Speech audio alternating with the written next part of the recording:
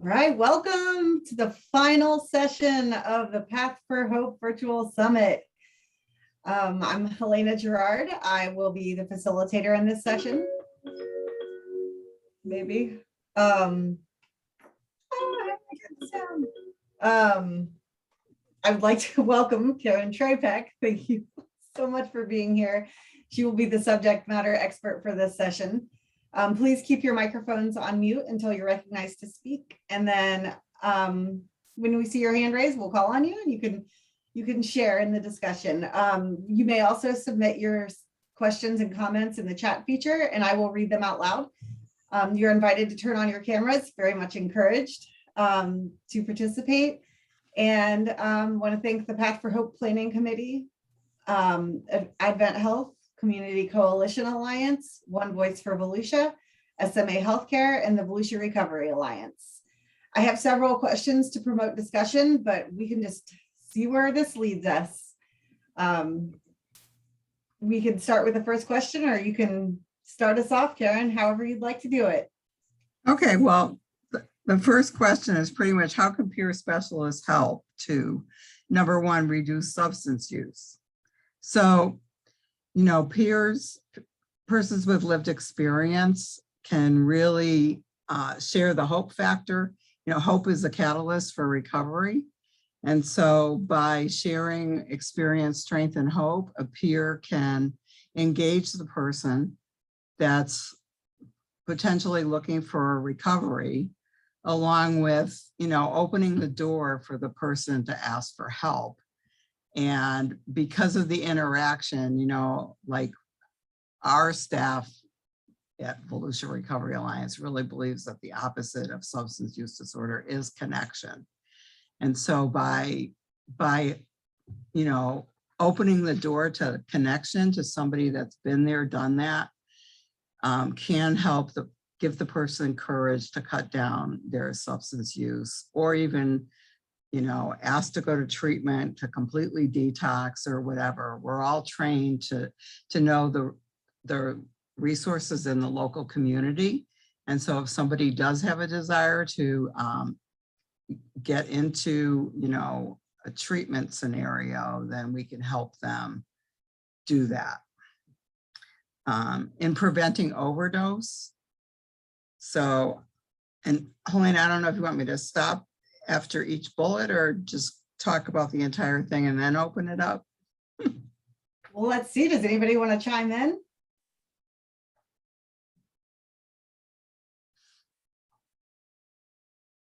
We'll go through the bullets. Okay, so the next bullet is how do peer support specialists prevent overdose? So one of the big things that the peers that I'm involved with, we do a lot of Narcan distribution and overdose response and reversal training. And so by doing that, we get Narcan out on the street. We get people trained to recognize the signs and symptoms of overdose, what to do, stressing to call 911. So the medical professionals get involved. And so that's the biggest way that I know that peers help prevent overdose. A lot of peers throughout the state do other harm reduction methods, like needle exchange and fentanyl strip distribution. It's not legal in Volusia County, so we don't do that type of harm reduction. However, you know, we are boots on the ground and we are getting the word out that, you know, street drugs are dangerous. Like one pill could kill. And so one of the things that we've been pushing through at the Volusia Recovery Alliance is that message of, you know, one pill can kill. And if you are using street drugs, please call either us or another Narcan distributor in the county. There's several that can give you Narcan and train you to save a life.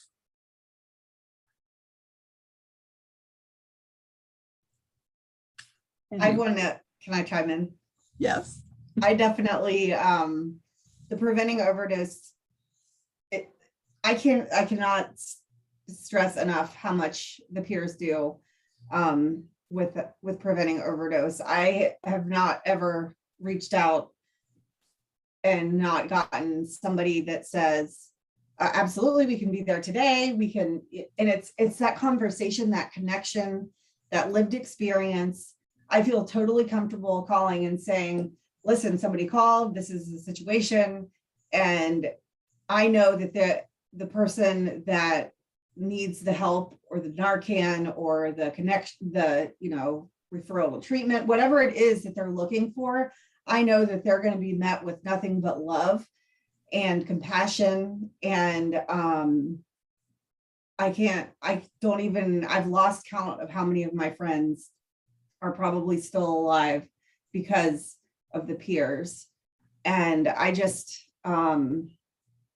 it's just so important and so needed, so valuable. And I just have to chime in and share that because I just am grateful. I'm very, very grateful. Well, and I think a lot of that feeling of compassion comes from the fact that as a peer, we do have lived experience. And a lot of us have, really suffered through our substance use disorder. And, those of us in long-term recovery are just so grateful.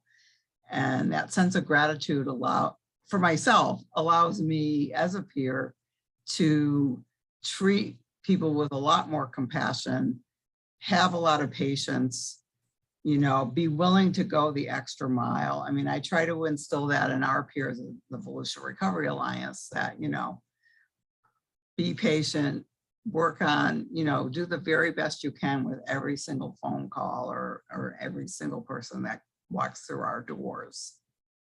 So, anybody have any comments? Feel free to raise your hand, turn off your camera. So the third bullet is support entry into recovery.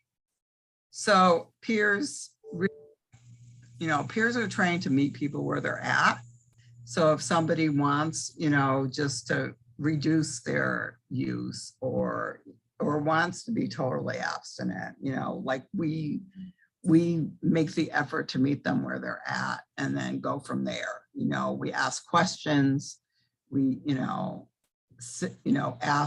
try to get into what are the resources that you need to support your entry into the recovery process. Some people need detox. Not everybody needs detox. Some people are just looking for outpatient. So we can direct them to an outpatient provider in the community. Or some people, really do need to go to detox followed by 30 days, 28 or 30 days of residential treatment. And so we kind of know the questions to ask about what the person's looking for in their recovery. Fortunately, as a peer that's also an executive director and a leader, I'm privileged to have worked in the field, and I know a lot of the providers. I know which providers takes Blue Cross, Blue Shield, PPO, because I have that background. But not all the peers have that level of training, but the people that work for me can benefit by that because I do have that knowledge. And if I don't know something, I kind of know who to call, right? So peers basically are people that are not afraid to ask for help, not afraid to ask for other resources, to do whatever the person really needs to help themselves. The person that comes to us as someone needing peer work, we help that, they're driving the boat, so to speak. We're there to support them, to, help them like narrow down their goals into little bits and pieces so that it's manageable and that sort of thing. So a lot of what we do with people and supporting their entry into recovery is to help them set goals for themselves. And then we walk along beside them to to really help them dig into those goals, celebrate the achievements of, oh my God, I did this, right? So we, make a big deal about people meeting their goals. And so that's really how we support entry into recovery. And then the support, the fourth bullet is support ongoing recovery. So again, because the majority of peers have at least 2 years of recovery, so they know what it's like to participate in ongoing recovery. They have that lived experience. And so, and when people hit barriers or challenges or stressors, the peers may have had a similar experience that they can share. Well, this is what I did. We don't tell people to go down a specific pathway, but we can share our lived experience to say, okay, when my mother died, and I was, I chose, instead of dealing with the grief, to get really, really, really busy. And then I hit the brick wall. This is what I had to do, and I can share that because a lot of people do have grief, and a lot of people do hit the wall with grief in ongoing recovery, because unfortunately, family members get sick, family members die, friends die, loved ones, like grief is one of those challenges that happens to us in recovery. And it's a peer that's been there can really share, okay, these are the steps I took to get out of the black hole. And I say that because I was in the black hole with my mother's death. And this is how I moved back into the light.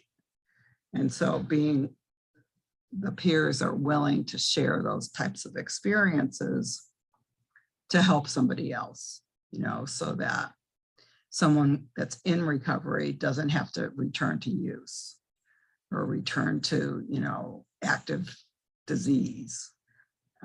Especially with COVID, many people have suffered because of the isolation that COVID has gotten a lot of people in. And so that ongoing connection is so important to maintaining recovery. I know people with a lot of time that, a lot of time in recovery did not do well in COVID and returned to use, and so how do we help them pick up the pieces of that, by being compassionate about it, by sharing, these are the recovery tools that worked, right? The other thing the peers do is a tool called the Recovery Capital Scale. And so the Recovery Capital Scale helps the person determine what are their strengths, what are the barriers to maintaining recovery. It's a rank, we have them rank where they're at. And then we use that as a basis for helping them set goals for their recovery so that they are more willing to support ongoing recovery, right? We can see the numbers of the scale go up the longer people are involved with a peer, because they, we tend to really get into relapse prevention, talking about that, talking about, other recovery tools that can be very helpful, especially to somebody in early recovery. So that's the first question.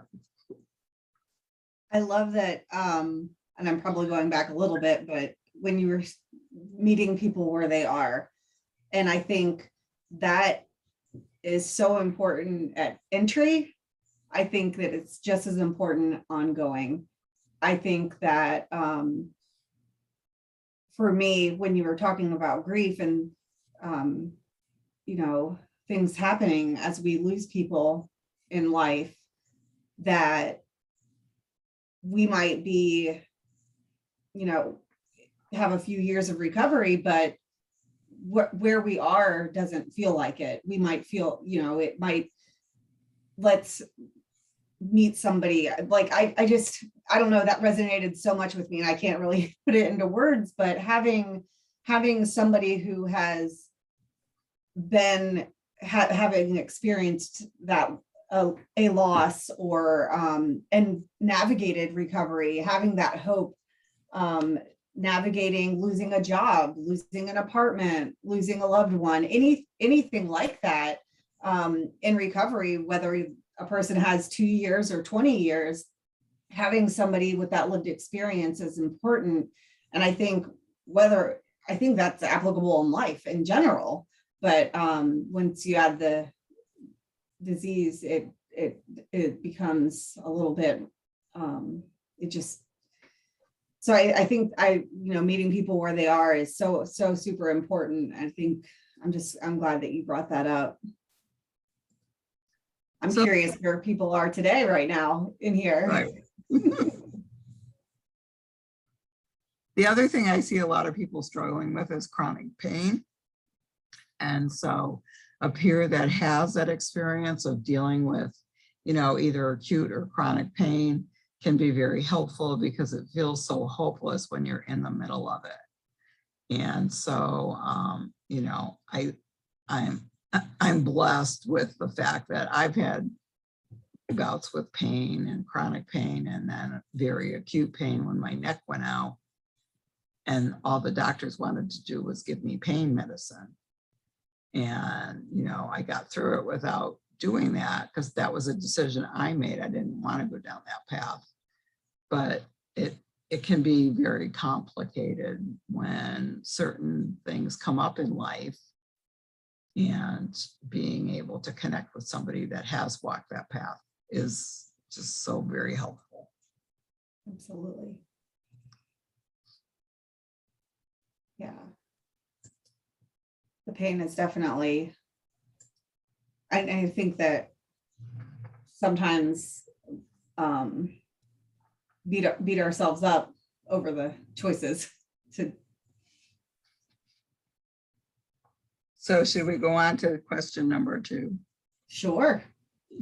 So what are some examples of peer roles?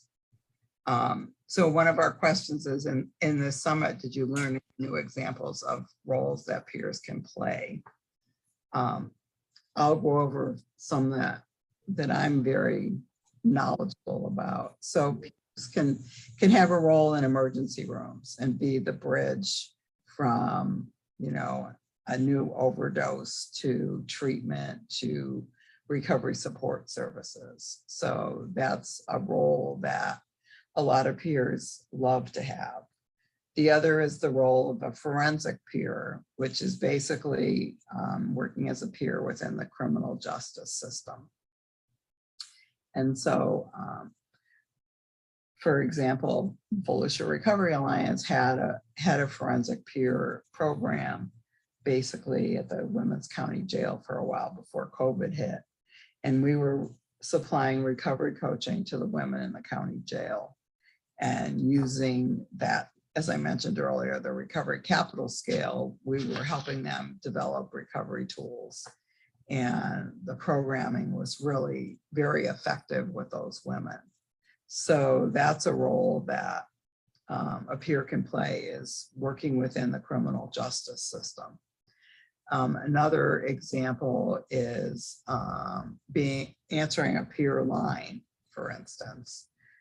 Some organizations have a lot of phone traffic, and so some peers can just simply, be there to answer the phone and help people link to other resources. There's also opportunity at times to work directly with the sheriff's office or EMS at overdose scenes. There are some areas of the country that have very robust programming that has peers riding along with the sheriff's department or with EMS.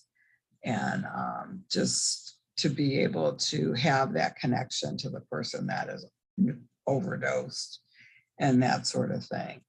And then there's opportunities to be a data expert. A lot of RCOs and a lot of peer organizations have documentation requirements. And so if you're a data kind of a peer, you can do that kind of work. You can do data analysis and help the organizations make good decisions based on data. And then there's management. You know, we have peer supervisors. I'm a peer that's an executive director.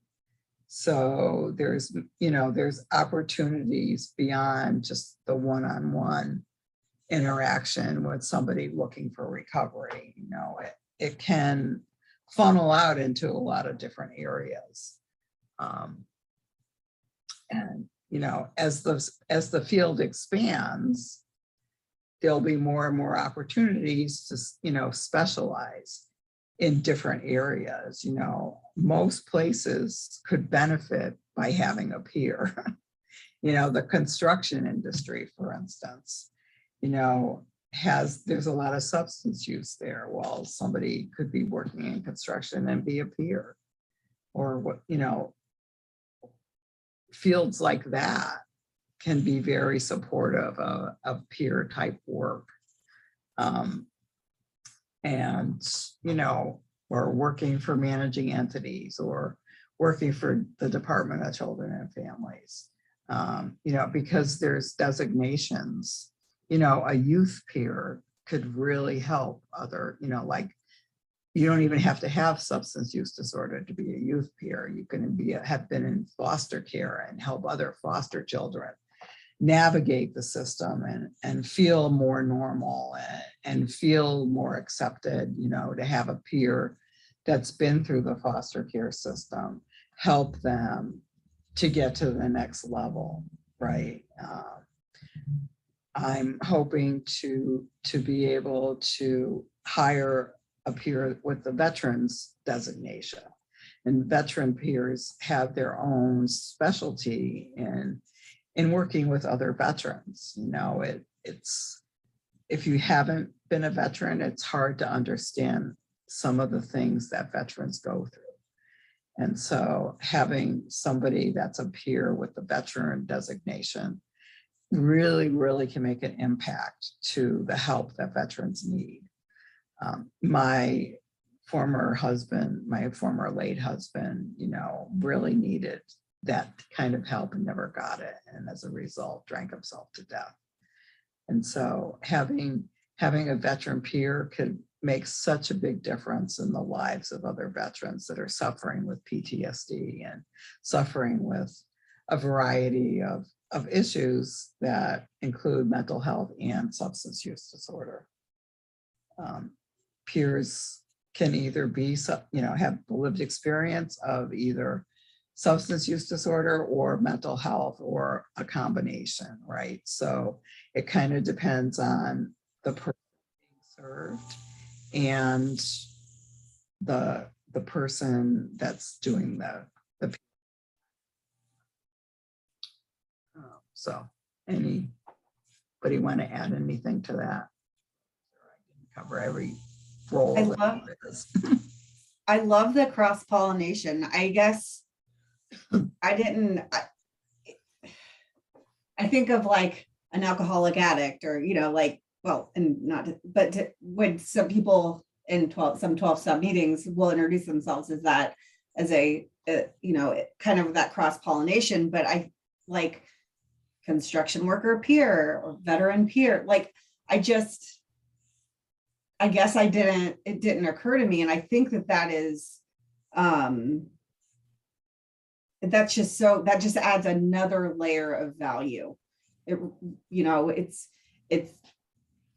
just makes me think, you know,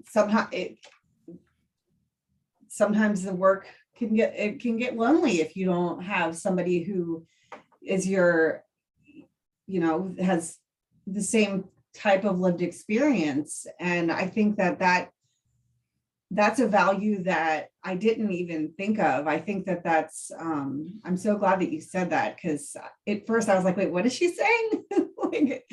But absolutely, that's just like, you know, that's an adding, oh gosh, that's just another absolutely critical layer. I think that in the data, it reminds me of an ROD2A data committee, having that data dashboard that was someone with lived experience saying, let's make it look like the COVID dashboard. And as soon as, as soon as Regina was able to whip that up, it was just this, oh, everybody loved it. Like it's great. It's easy to use. It's easy for people who are in recovery to look at. It's easy for people that know data to look at. And it's something that everybody could appreciate. And it was, that's that value that it's amazing that, and data is not my strong suit. So it was not, that would have never been something that I came up with. But when you mentioned that piece too, I thought, oh yeah, let's, it's a double bonus, I guess, or. So especially, we know, especially with first responders, especially police officers, they don't want to talk to a civilian. They want to talk to another police officer. It's rare that somebody that hasn't been a first responder can help another first responder deal with, some of the things that they've seen and dealt with and the stressors that come with that. I know from, I'm a respiratory therapist by background, and it took another person in the healthcare industry to reach their hand to me to say, I know you're in trouble. Let me help you find some solutions. And that's how I entered recovery, basically. So, the similarities, the shared commonalities are really important. And especially in certain industries or certain jobs, it's more so apparent, like first responders. Absolutely. That makes me think of the restaurant business too. A lot of people in recovery can't pass the background check. So that's an easy way to go in. And then, having somebody else that works in that field just to, say, oh, today was really hard. Today I wanted to sit at the bar and have a martini with everybody else. Mm-hmm. It's having peers in that role too. Oh, so many ideas. Thank you. Well, and so just so everybody knows, Tom Coder, who's the acting secretary of SAMHSA, made the statement at one of our summits from Floridians for Recovery that there's going to be the need for 1 million peer positions over the next couple of years. Like, that's huge. And so it begs the question, how are we going to build the peer workforce? How are we going to get everybody trained? And going into the next question, well, how can the peer support specialists as an occupation be supportive?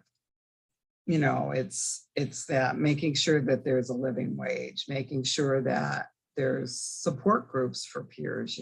We have a peer cafe that we host at the Volusia Recovery Alliance. And part of that, we start every meeting with, okay, what are you stressed about?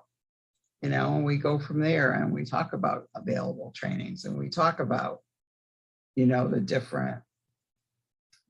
different things. And then we talk about ethical issues, because as peers, some of the ethical issues, have to do with boundaries and being a part of your own recovery community, and how to stay in your own lane and not blur those lines of, being a peer and being a person in recovery. Or what about sponsorship? So there's that. If you're in a 12-step fellowship and you're a peer, how do you keep all that in check? And reminding people that, managing your own stuff is critical. It's one of the legs of the stool that I learned about in my training when it comes to being a recovery coach, that I must manage my own stuff first and foremost. And if I'm not practicing self-care, I'm doing the people that I'm helping a disservice. So supporting others' self-care is one way that, as an occupation, the peer specialist can be supported. having those kinds of groups where peers can come together and share, okay, this is what works, this is what doesn't work. You know, having good supervision is an important aspect as well in how we support the occupation. And then, you know, personal and professional development is critical. Because yes, as part of our certification, we have to maintain CEU, you know, we have to do so many CEUs, but, you know, as employers, helping people, okay, you want to learn more about this, you know, maybe there's a pathway that we can send you to learn whatever your main interests are. But, and elevating the occupation in general, that we're paraprofessionals, that, you know, we're trained, we, you know, have the experience, and making sure that there is a living wage. And then, does anybody have, I can't believe nobody has said anything. I feel like I know. I I feel like it's a panel discussion. Yeah. So the next is, what are some ways that background screening barriers have been addressed? So yay, they are being addressed. And most recently, I had the opportunity to present to some of our legislators about, you know, again, I've run my mouth about this one for at least 4 years, if not longer, but you know, we're getting some recognition about that the legislation does need to be changed, and that exemptions need to be streamlined, and that, you know, how about if we only go back 5 or 7 years and not 20? Because currently in Florida, if you did something wrong when you were 10 years old, they can bring that up in a background check. And most peers have not lived, you know, perfect lives. So, you know, most peers do have a background, do have felonies in their background.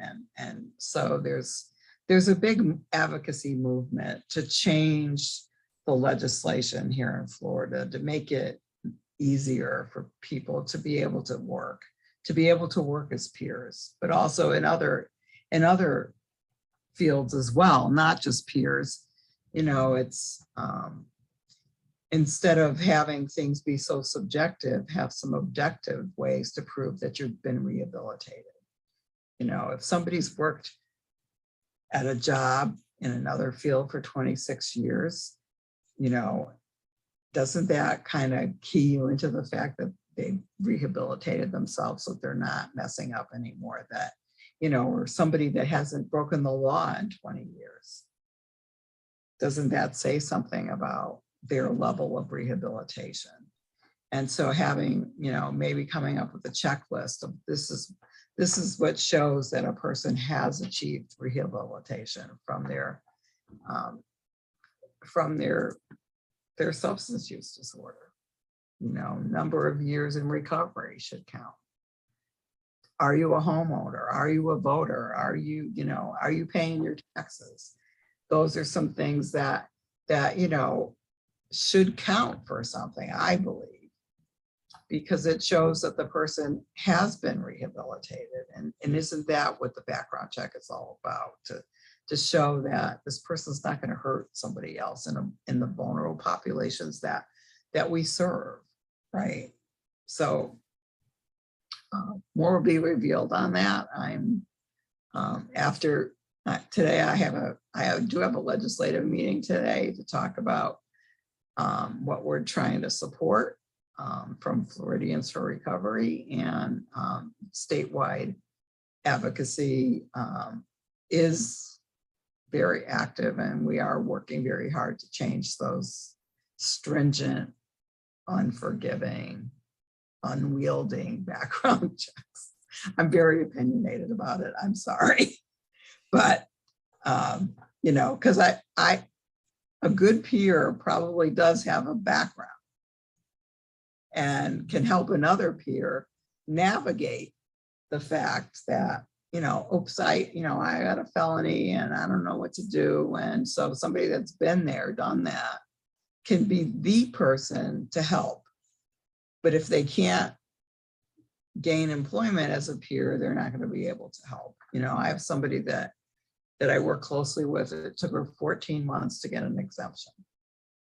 And I say this over and over again, think how many people could have been helped in those 14 months that she was not allowed to do the work that she's so good at. Ugh.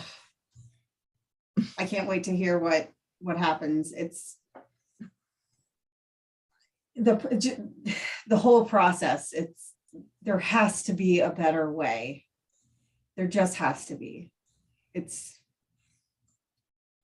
Well, and it prevents us from building the workforce. Like, it's so short, to me, it's short-sighted to be so, like cut and dry about background checks when, we need peers. We're going to need even more peers. And yet there's a barrier in building the peer workforce. So it definitely needs to be, I say, fixed. Whitney has her hand raised.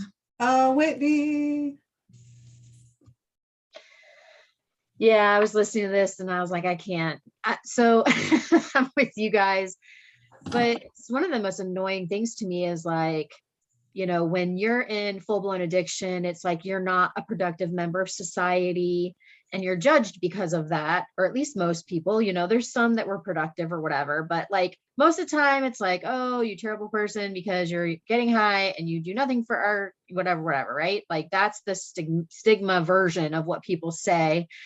And then here we come with, oh, great, let's do this peer certification and like really get peers like, able to get employed. And then let's just make it impossible for them to actually get the certification, like, because of their background. And it's just, to me, I just think it's so short-sighted, like you were saying, Karen, because you can't expect someone to have lived experience to come from what, like, I don't get it, what the expectation is. I understand it's a protection and I understand where the intention came from, but this particular scenario doesn't fit in that square box, and I just think, like, I don't know, I just hear people about trying to get people in recovery employed, and it's very difficult because of their background. And so it's like, you wonder why people go back to wanting to deal drugs or do something illegal, especially new in recovery.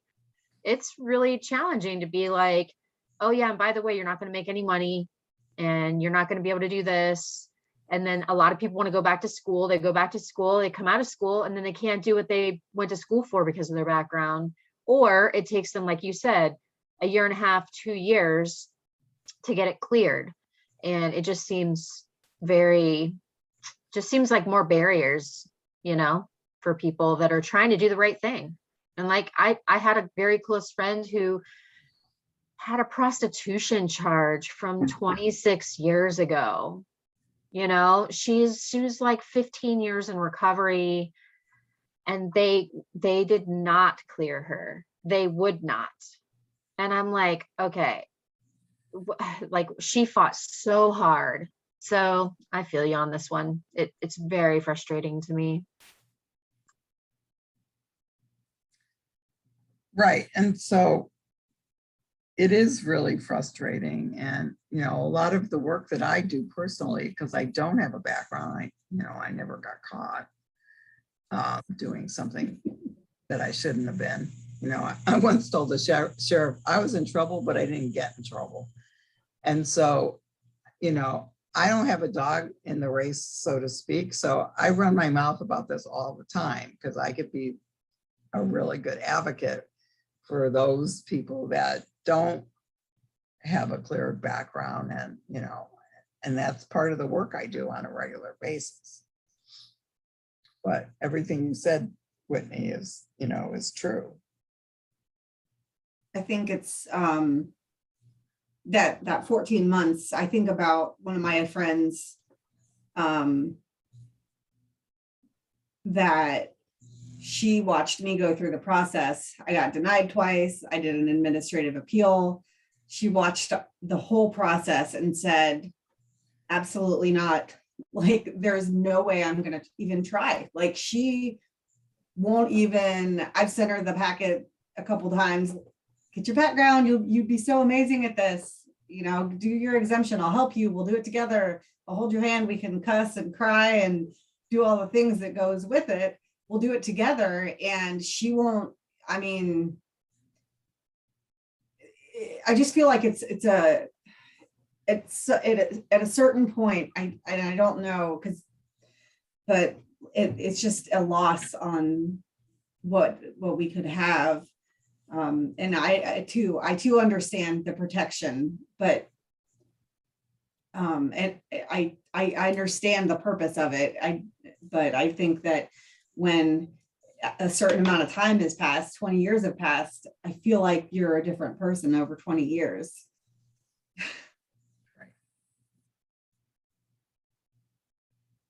Absolutely. That's why like something like the rehabilitation checklist to show concrete evidence that, you know, the person has changed. Like, we do recover. Recovery is a reality, right? It's not, and people do change. Like, the lie, once an addict, always an addict, is dead. Like, it doesn't, it's not true. So there is, you know, definitely people can change and should be allowed to show that. Don, did you raise your hand?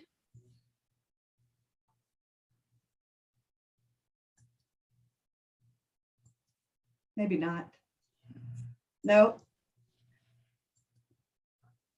Oh, Yep. yes, recovering features. Sorry, I called you Don. No. It's okay, because I'm like 9 other things too. Hey, no, I just wanted to. I've been bouncing back and forth between the 2 different presentations, one for professionals and one for the peers. And so they're doing awesome stuff on the other discussion and awesome stuff on this discussion. And I seem to have unmuted back into a nasty subject of background checks. And I thought I did, but look, you know, I mean, I don't know what we're gonna do as everybody, you know, and things are coming together. I hear, but I'm just front loading it for my people. I'm just, you know, I'm putting people through a lot of training and a lot of stuff. So I'm making sure at the beginning of the process that they can fulfill this job, you know, peer job, and at the beginning rather than finding out at the end, you know, or helping them over their hurdle just as much as I can, because you know how hard the process can be. So you know, I feel everybody's pain on the background checks and level 2s and stuff like that, but I just hope that it's getting better. Thank you. Thank you.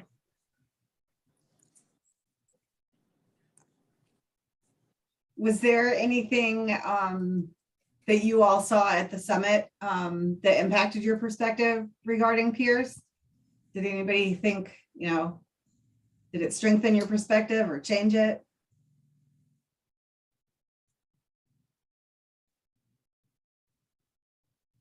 Ooh, Marisol, is there anything we can do? Call or write legislators maybe? Absolutely. So there is a bill, there's a Senate Bill 282 that's up for discussion right now, that may or may, well, part of what's going on is that we're trying to add to it or streamline it some. There's actually 2 bills that are kind of being looked at, but yes, asking your representatives to support changing background checks for peers would be a great thing to do. I don't know. I raised my hand and then you unmuted me. Somebody did. So it's y'all's fault. Anyway, hey, one thing that struck me through this conversation is that after, a bit of time with the certified recovery support specialists and especially with the certified recovery peer specialist distinction, that how few people seem to know that distinction. So I think we need to do a little bit better job at selling the licensed certified version of the recovery peer specialist. But both the CRSS and the CRPS need to be celebrated and need to be utilized to the max that we can. I'm really, really a big fan of the personal interaction between, on an ongoing basis, with people with like experiences. So that's really what I push for, and what I'd love to see that grows out of this effort is that the long-term recovery, the strong people in our community rise up into the one-on-one ranks and start working with clinical providers and clinical treatment teams to give them the best information possible that they can on their patient.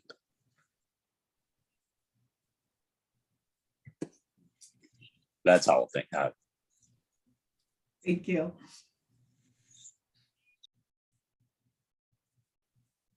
Yes, let's celebrate the peers. Well, and I feel like we've been doing that at OD2A. I mean, we have a spot in the meeting now that really focuses on peers, which is great. They're amazing. I just cannot thank them enough for the work that they do. That's for sure. That you do. Absolutely. All right, we have 12 minutes. What do you think? Somebody gonna chime in?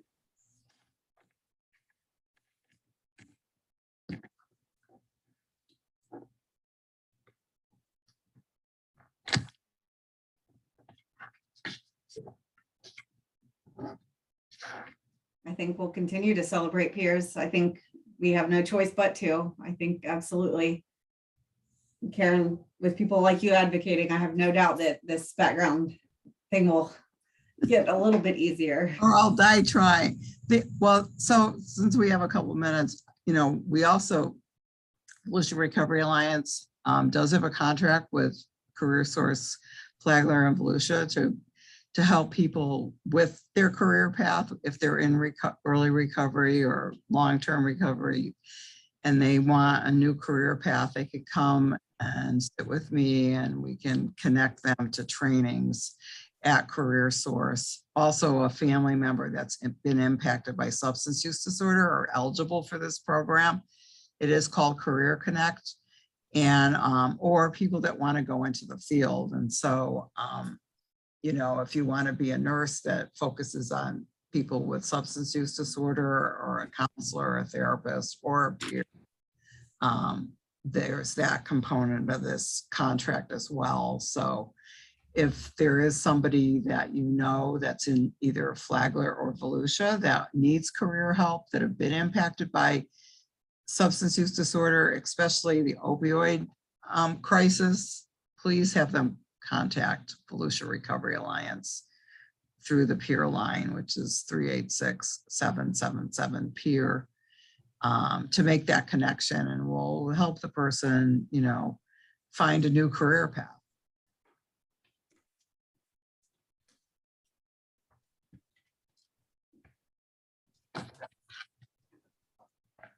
I threw the number in the chat for you.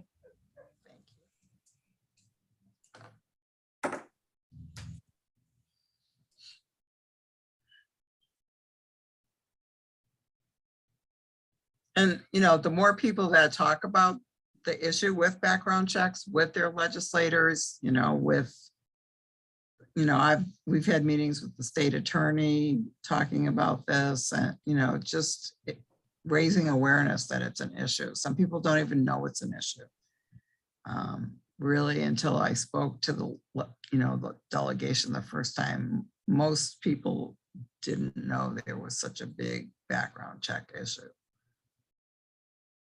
So it's an awareness thing that we can all help with. In my brain, I thought everybody knew, but we're doing the work, right? So what we know, but the people that that make the decisions impacting the work. That's a really great point. Yeah.